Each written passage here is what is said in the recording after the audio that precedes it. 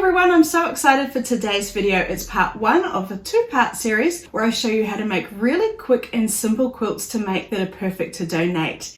And I'm doing a donation quilt drive for National Foster Care Month in partnership with Comfort Cases. Comfort Cases is a national charity that sends packages to children in foster care with things like a blanket or a quilt, toiletries, and a fresh pair of pajamas. It's a wonderful charity, and I'd love it if you would join me and make a quilt to send off to them. But for now, I'm just going to show you how to make this beautiful quilt named Hugs and Kisses by one of my members. For this quilt, I'm using fabric that was very generously donated by Art Gallery Fabrics. Isn't it absolutely gorgeous? It's called Tails and Threads by Patty Buscemi for Art Gallery Fabrics. And for this quilt, we're going to need 4 fat quarters, 1 1/4 yard of fabric for the backing, and a 36" by 36" piece of batting. So I've given all my fat quarters a good press, and you can check out a video on pressing in the link above if you'd like to. And then what I'm going to do is I'm going to cut each of the 4 pieces into 18" by 18" squares. Now a fat quarter should measure 18 inches by 21 inches, but depending on where you bought your fabric, some of them might be a little bit smaller. Don't worry, just cut them all down to that smaller size. So let's say your fat quarter is actually measuring 17.5 inches wide. Then I would just cut all your squares to 17.5 inches by 17.5 inches. It's not going to matter too much. I am just going to cut my fabric now, and if you would like to see a video on cutting, I'll put a link above.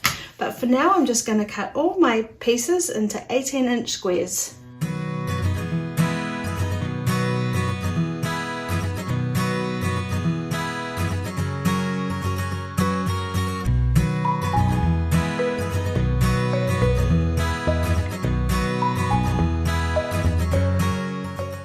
So what we're going to do now is sew the 4 pieces of fabric together like this. So work out how you'd like to place yours, and then we'll sew the top 2 together and the bottom 2 together, and we'll take the fabric and we'll place them right sides together.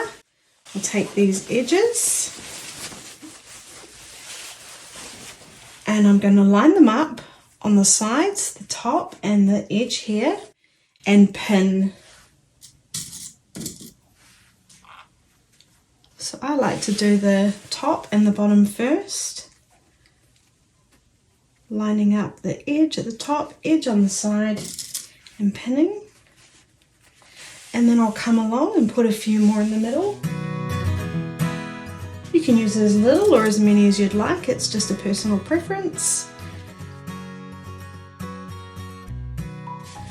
And then I'll do the same for the top 2 pieces.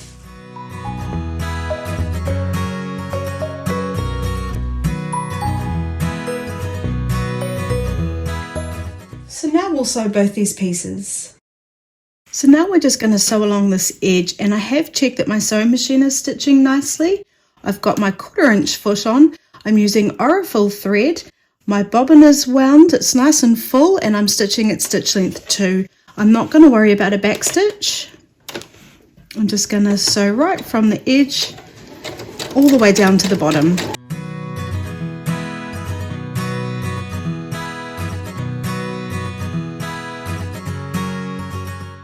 I will cut my threads as I go, so I'll cut that bottom one nice and close, come up to the top and cut the top thread, and then I'm going to do exactly the same for the second piece.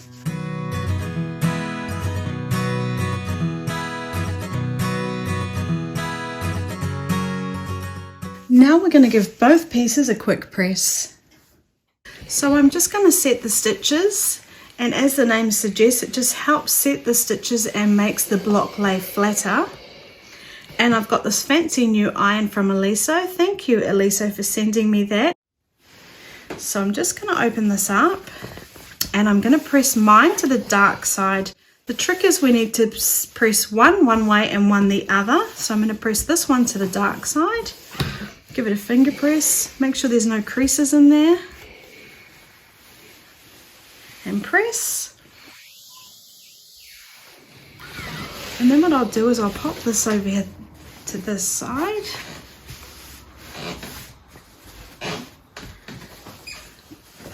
take my second piece, set the seams,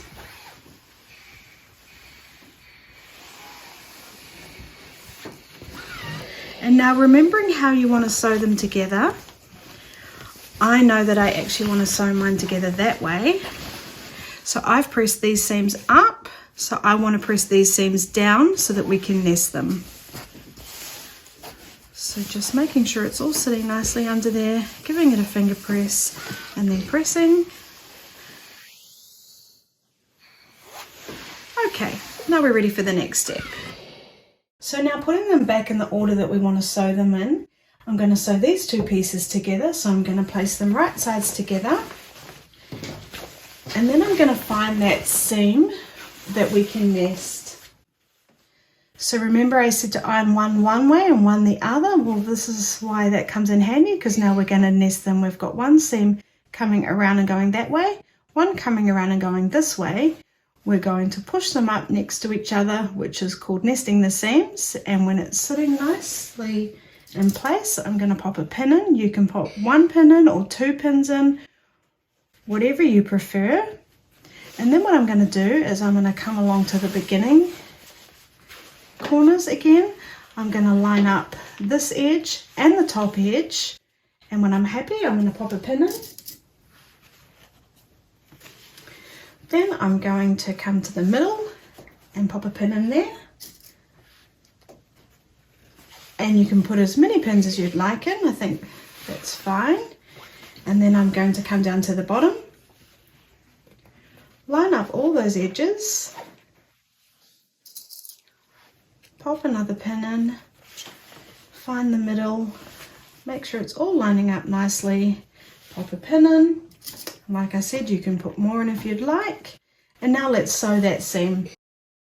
So we're going to sew along just like we did last time. We're not worrying about a back stitch.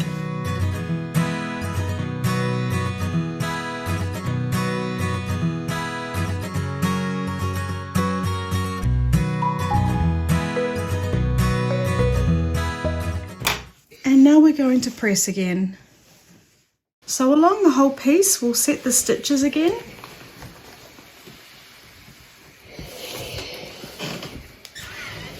And then we'll open it up, and we're going to press the seam anyway, it doesn't matter. So just press it whichever way it wants to go, or is most convenient for you.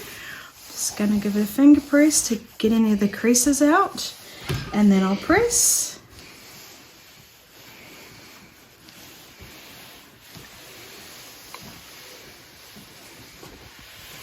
Okay, and now we're going to cut it. So now what we're going to do is something a little bit unconventional. We're going to cut 9 inches off both sides, and then when we've done that, we're going to cut 9 inches off the top and the bottom. So the easiest way to do this is to fold it in half. Make sure it's laying really nice and flat, and I can check these top edges that they're all nicely lined up, the best they can be. And then what I'm going to do is I'm going to take this bottom edge and I'm going to line it up on a line. I'm going to line mine up on 0, and then I'm going to take this outer edge and line that up on 0, and I can see it's really nice and square. And now what I'm going to do is take my ruler and cut it at 9 inches. So when we're cutting, especially when it's critical like this, we're checking everything's lined up on lines, it's nice and straight, and then we're checking we are on the 9 inches.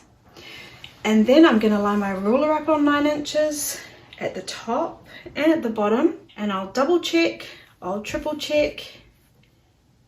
I can even put my ruler, a line on my ruler on the edge of the fabric. We just really don't want to get this wrong. So when you've checked everything, double check, triple check, and then we'll cut.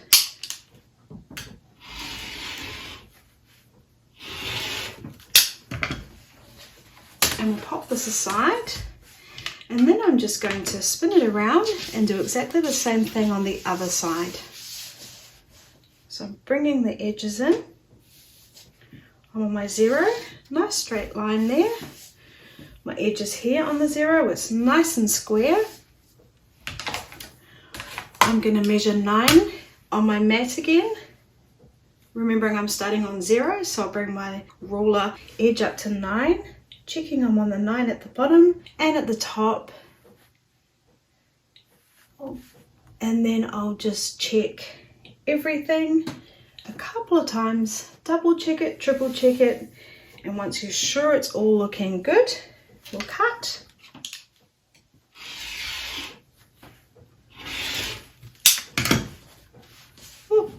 I've got a thread that's just caught there,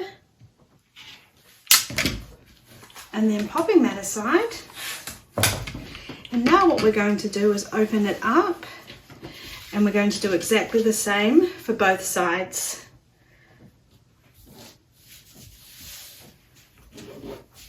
So I'm lining it up on my 0 here, on 1 at the bottom.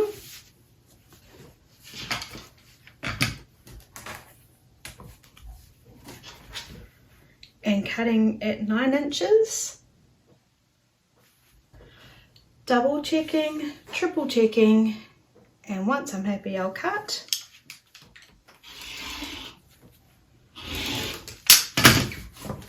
Setting that aside, spinning it around, and doing exactly the same for this side.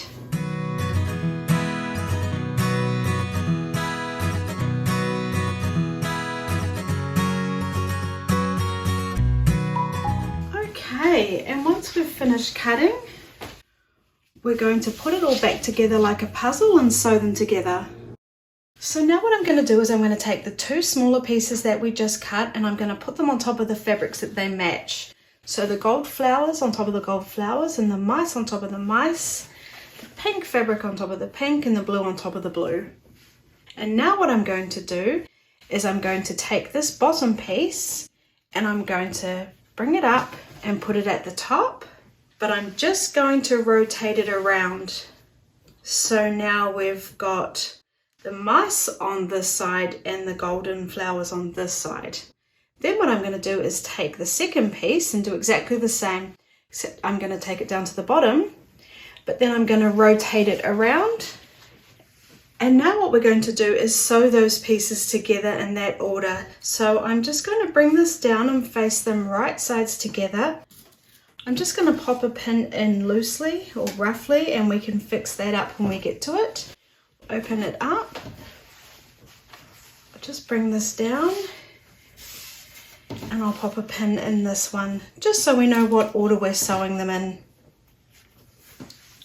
Okay, let's sew those pieces together. So finding a piece that we've pinned together, I'm just going to take that pin out. Now what we would normally do here is nest the seams, but because we've spun them around, they no longer nest. So you've got 2 options. You could just force one of the seams over so you can get the nest, or if you'd like to, you could quickly give the seam a press so it is sitting the right way. For me right now, I'm just going to force it over, and when I give it a final press, I will fix that up. So this seam wants to come over this way. I'm going to push it over this way. I'm going to line up those seams so they're nested, push them together and pin.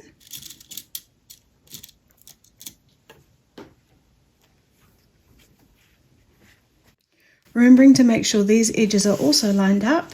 I'll come up to the top, line up the edges on the side and at the top, pop a pin in, and then again down at the bottom, lining up all those edges. And if you'd like to, you could pop one in the middle.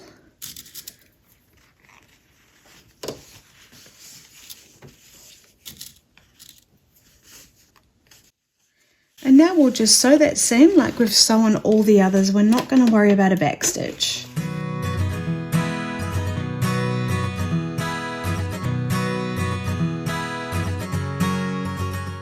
Trim my thread as I go to keep it nice and tidy.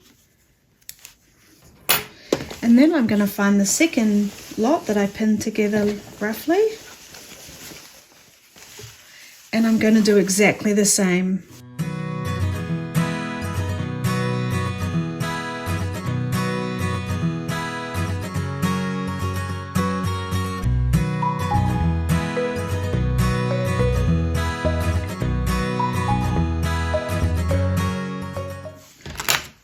let's give that a press. So now on the seams that we just sewed, I'll set the stitches.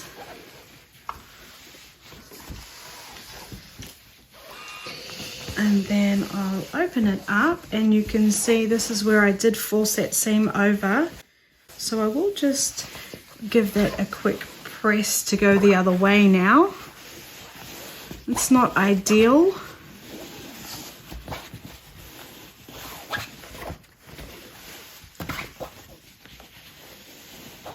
It's a bit fiddly because we've already pressed it one way. But there we go. And then I'm just going to press this seam, and it doesn't matter which way it goes. Just giving it a finger press, making sure it's sitting nicely, and pressing. Okay, and then I'll do the same for the other seam we just sewed. So now what we want to do is take the two remaining pieces and add them. So I'm just going to open this one up, and I'm going to put this one in the bottom there. So the blue is going there and the mice are going there. So that's our hug and that's our kiss. And then I'll open the second one up, and we've got the golden flowers and the pink flowers here. Again, our hug and our kiss, our hug and our kiss. So what I'll do is I'm just going to fold the right sides down, and I'm just going to pin that really loosely, and we'll fix it up when we come to sew it. Folding that down, right sides together.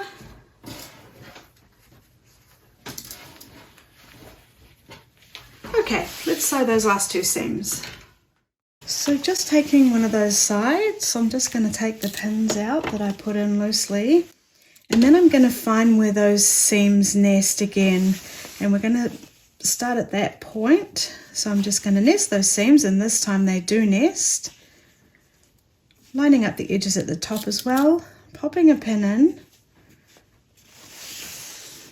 and now what's going to happen is it is a little bit longer at the top and the bottom because we've got seams here which have taken up some of our fabric. So I'm just going to pull this along so it's sitting really nice and flat. I'm not pulling it, I'm just making sure it's just sitting really nice. Lining up those edges, and I'm going to come up to this next seam and pop a pin in there. And then I'll do the same until I get to the top. So just smoothing it out, lining up those edges and popping a pin in. And then I'll find the center again where I just nested the seams, and I'll do the same on the bottom half. Just lining up those edges, smoothing it out, not stretching it, popping a pin in, coming down to the bottom, and it will be a little bit longer. Popping a pin in, and if you'd like to, you could pop in a few extra. And now I'm just going to sew along that seam.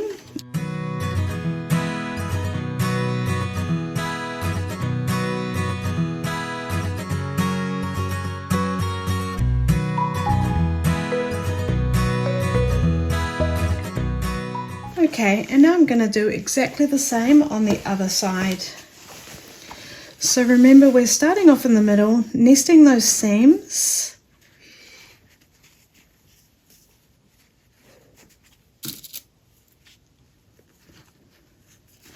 And then we're just going to smooth out the fabric. Oh, take out that pin. We're just going to smooth out the fabric, not pulling it, just making sure it's lined up really nicely, and then pinning it in place on the top half and on the bottom.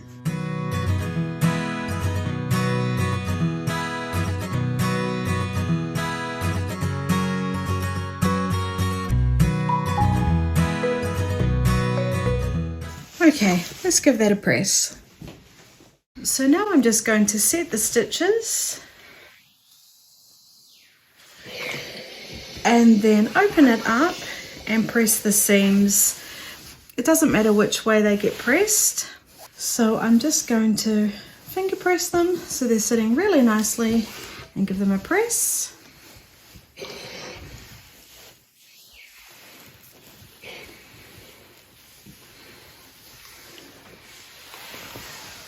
And I'll repeat that on the other side, and then I'll give the whole quilt top a quick press.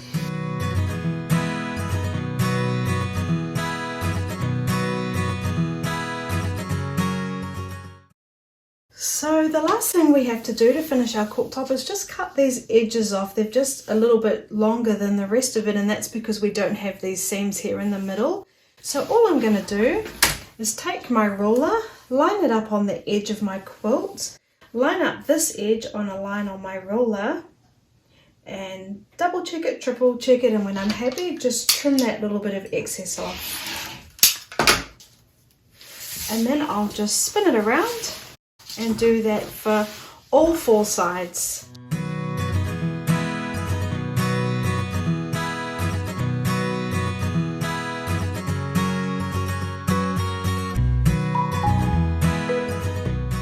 Alright, now we've finished our quilt top.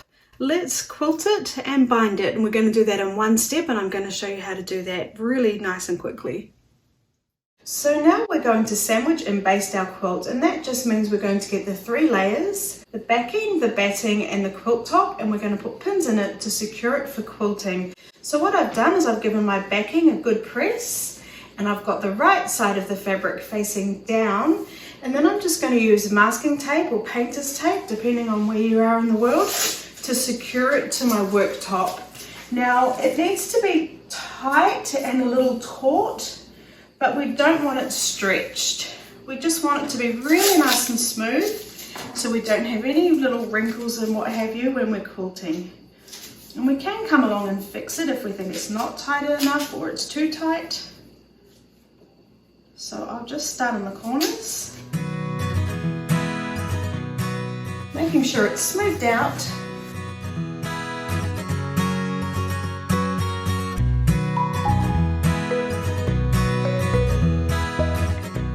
Okay, and you could put more tape on, you could put it in the middle as well, but it's such a little quilt, I'm not going to worry about it now. So the next thing we need to do is get our batting.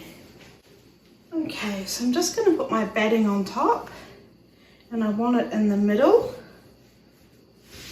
And again, I'm going to smooth it out, but I don't want to stretch it. It is very stretchy batting. Kind of sticks to the fabric. It's kind of handy.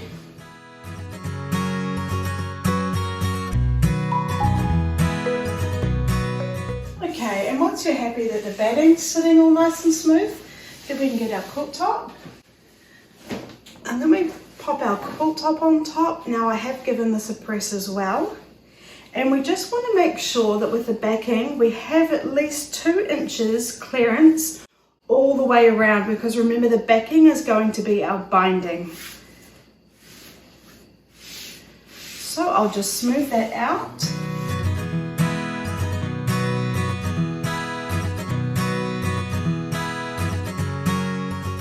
So once your quilt's all smoothed out nicely and you're sure you've got at least a 2-inch clearance on your backing fabric, we can pin it. I just wanted to mention that my fabric is directional, so these mice here are facing the right way, but over here they are upside down. That doesn't bother me, I think it actually makes it quite cute, but just keep an eye on that if you're not really a fan of directional fabric being up the wrong way. So I'm just going to take some pins. And remembering when we pop our pins in, let's be mindful of where we're going to quilt. Now what I plan to do is I'm going to do stitch in the ditch. I always do stitch in the ditch, it's my favorite. But then because the blocks are quite big, I think what I'm going to do is I'm going to come down from corner to corner on the diagonal as well. So when I'm popping my pins in, I'm just going to keep that in mind so I don't put them in the way. And we just want to make sure we're going through all 3 layers.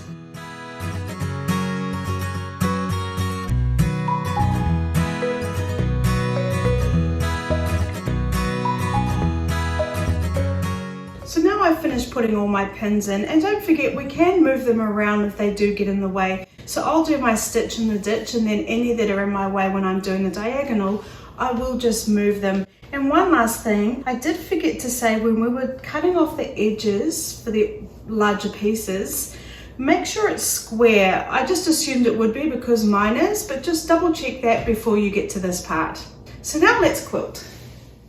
So now I'm going to quilt my quilt, and like I said, I'm going to do stitch in the ditch and then a diagonal. You can do yours however you want. The only thing you need to remember is that we are using the backing as our binding, so we can't start right on the edge of our quilt top here. We want to start about 1/8 of an inch in from the quilt top edge, and then when we get to the bottom of a row or a column, we want to stop again at about 1/8 of an inch, and that's just so we can easily trim the batting and also use the backing for our binding. So I've got my walking foot on, and I'm going to use a stitch length of 3 today, and like I said, I'm just starting about 1/8 of an inch down from my quilt top edge. I will do a back stitch so it's nice and secure.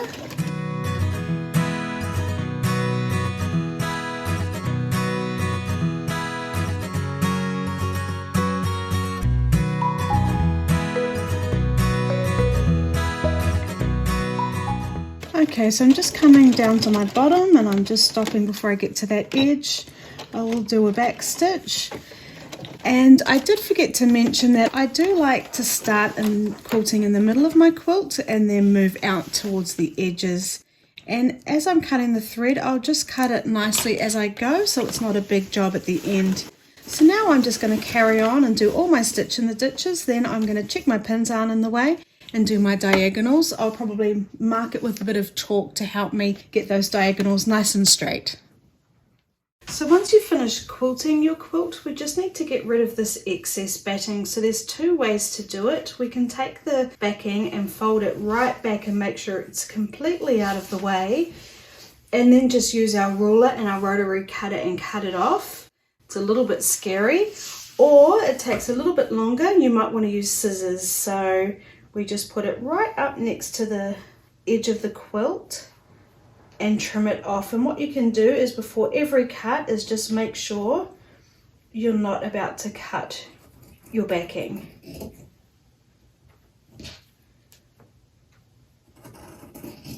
And it's a little bit scary at first, but once you get going, you'll soon gain confidence in knowing you're not cutting the backing accidentally.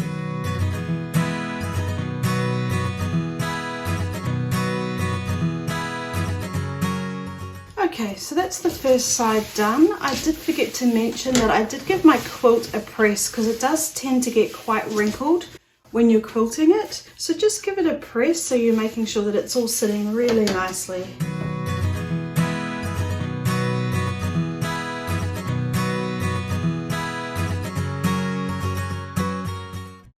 So now that I've cut off all my batting, and I know that that's a bit nerve-wracking, but it does get easier the more times you do it. Now what we're going to do is cut the backing so it's 1 inch width from the edge of our quilt here. So what I'm going to do is take my ruler, line it up with 1 inch along the edge of my quilt, and then I'm going to cut this excess off. And then I'm going to do that right around all 4 sides of my quilt. So again, just finding the 1 inch line on my ruler, lining it up on the edge of my quilt, and just trimming off this excess here. So I'll repeat that until I've done all 4 sides.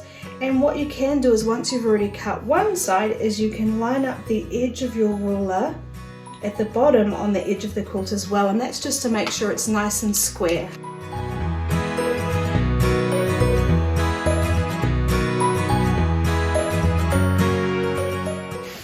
Going to press the backing over to create our binding.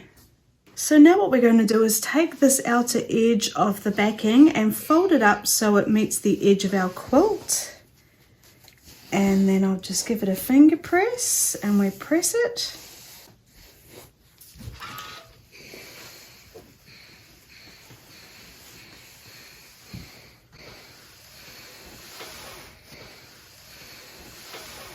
Then we're going to fold it down and over the top of the quilt top, making our binding. And then once you're happy that's sitting nicely, let's give it a press.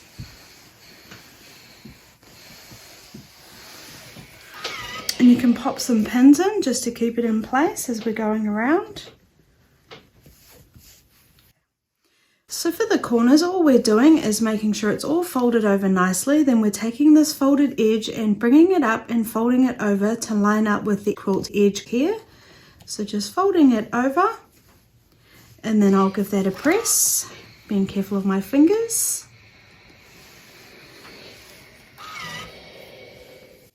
And then all we're going to do is fold this edge to line up with the quilt edge again.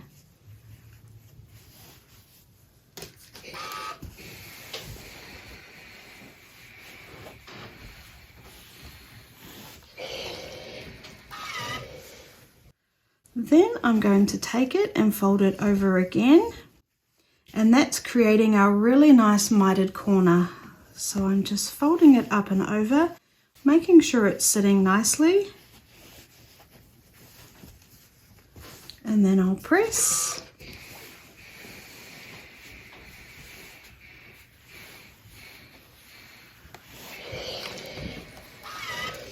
And then we can just pop some pins in.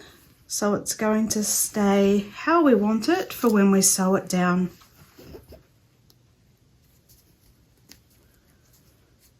And I'm going to repeat that process for the whole binding of my quilt.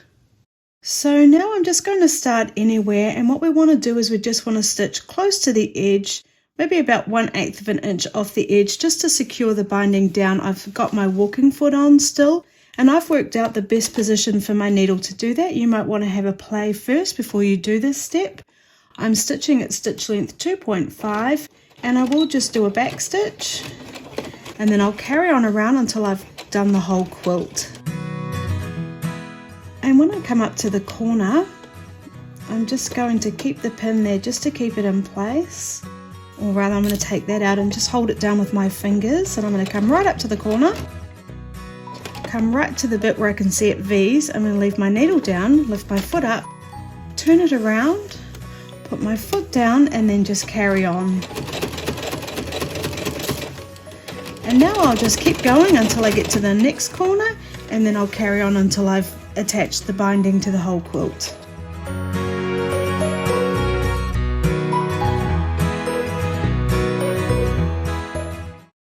So there you go guys, a simple and quick quilt to make that I think is still really beautiful. If you'd like to join me in donating one to Comfort Cases, I'd be thrilled to bits. You can find all the information in the description. There'll be a link there which will take you over to my website. Please leave a comment and let me know if you plan on joining me. It just helps this video sort of get out to a few more people, and we want all the quilts we can get to donate to Comfort Cases. And don't forget, there's some wonderful prizes to win that were kindly donated by Art Gallery Fabrics and Aliso. Next week I'll be doing another quilt which is also perfect to donate. I'll see you then. Thank you for watching my videos. If you're enjoying them, please like, subscribe and leave a comment.